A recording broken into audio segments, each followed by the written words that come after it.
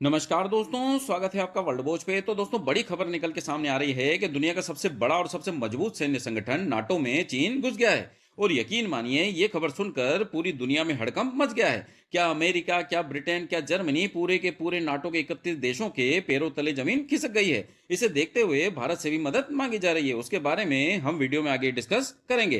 तो दोस्तों, आइए जानते हैं पूरे ही मामले को विस्तार से, बिल्कुल आसान भाषा में। लेकिन जिन व्यूअर्स ने अभी तक हमारे चैनल को सब्सक्राइब नहीं किया है, वो हमारे चैनल को सब्सक्राइब जरूर कर लीजिएगा, जिससे आपको हमारी लेटेस्ट वीडियो मिलती रहे। तो चलिए फटाफट से खबर को शुरू कर लेते हैं। तो दोस्तों, आप जानते ही हो कि दुनिया का सबसे बड़ा और मजबूत सैन्य संगठन है नाटो, जिसका पूरा नाम है नॉर्थ अटलांटिक ट्रीटी।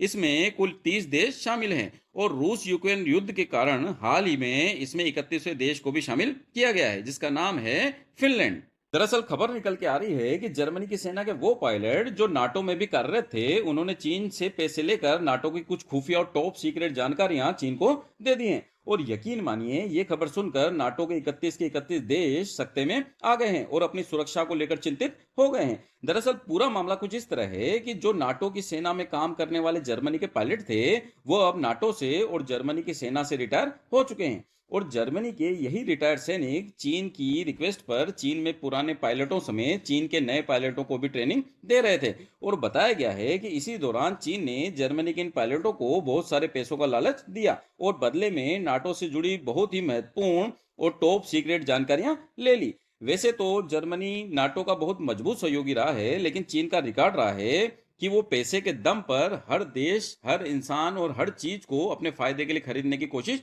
करता है। कुछ उसके लालच में फंस जाते हैं और जो चीन को जानते हैं वो उसके झांसे में नहीं फंसते। ऐसा ही कुछ चीन ने इन जर्मनी के पायलटों के साथ किया है और लालच देकर नाटो की खुफिया जानकारियां निकाल ली। मजे की बात तो यह है कि नाटो रूस के बाद चीन को दबोचने के लिए नाटो प्लस पर फोकस कर रहा था और इसमें ऑस्ट्रेलिया, न्यूजीलैंड, जापान, इजराइल और साउथ कोरिया शामिल हैं। नाटो प्लस में शामिल ज्यादातर देश चीन के आसपास के ही हैं। चीन को घेरने के लिए नाटो एशिया में अपना पहला ऑफिस जापान में खोलने ही वाला था, लेकिन उससे पहले ही ये खबर आ गई कि चीन ने नाटो में अपनी खुफिया दुकान खोल ली है। इस पूरे खुलासे के बाद यकीन मानिए, अमेरिका से लेकर पूरे यूरोप तक में हड़कंप मचा हुआ है और जर्मनी में तो मांग उठ रही है कि इन रिटायर पायलट्स की जांच होनी चाहिए। दरअसल इस पूरे मामले का खुलासा तब हुआ जब भारत आने से पहले जर्मनी के रक्षा मंत्री बोरिस पिस्टोरियस शांग्रीला डायलॉग में हिस्सा लेने के लिए चीन गए हुए थे और तभी उनको इस तरह की गतिविधियों की भनक लग गई। दोस्तों, मैं आपको बता दूं कि जर्मनी के कानून के अनुसार रिटायर सैन्य कर्मी और अन्य सरकारी कर्मचारी अपनी विशेष योग्यता का उपयोग करने के लिए काफी हद तक स्वतंत्र होते हैं, लेकिन नौकरी के दौरान उन्हें जो खुफिया जानकारियां मिलती हैं उसे वो किसी को भी नहीं